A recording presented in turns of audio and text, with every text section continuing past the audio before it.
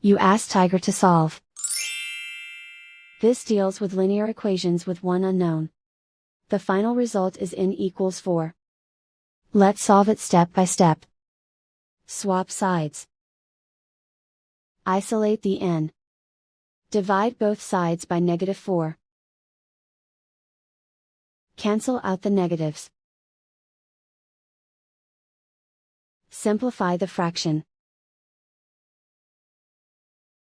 Cancel out the negatives. Find the greatest common factor of the numerator and denominator. Factor out and cancel the greatest common factor.